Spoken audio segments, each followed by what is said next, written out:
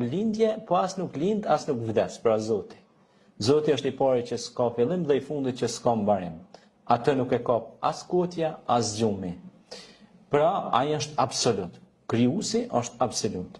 Kurse te ne si krijesa, do të thonë, është edhe relativja, sepse ne i nështrohemi disa proceseve, pra jeta, pastaj pas jetës është jeta tjetër, shkon pra nëpër etapa njeriu. Pra shkon nëpër etapa dhe pastaj vendoset inshallah në xhenet.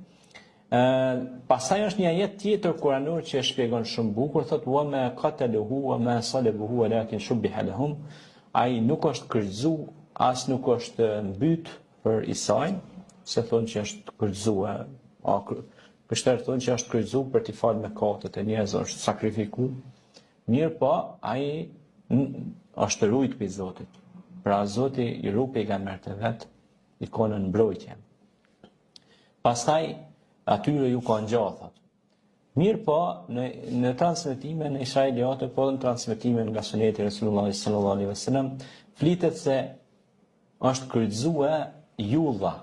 Julla Iskarioti ka qenë një ndër nxënësit e tina, thuhet që ai nuk ju ka bind Isait alayhis salam, do të thonë e ka tradhtu Isait alayhis salam, po i ka tradhtuar dhe ata shokët e vet që kanë qenë 12 nxënësat e Isait ose studentët e tij, apostujt i thonë sipas Biblës, dhe ata do thotë Julla i ka tradhtu. Mirë po, tradhtia paguhet me çmimin, e çmimi ishte se ai u kryqëzu.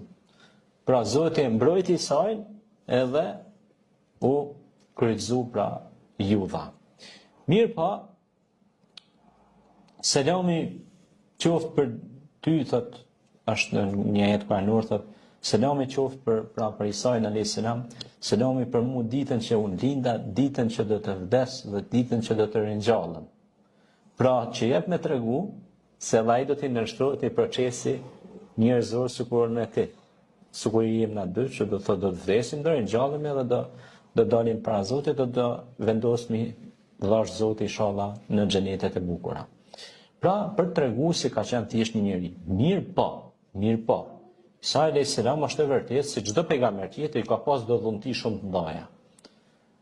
Siç na transmeton i dërguari i Zotit Muhammed sallallahu alaihi wasallam, treguohet se Isa alayhis salam o kon mjek. I ka shëruar të smurt nga lebroza. Do të thonë ka qenë një smundje e lkurës.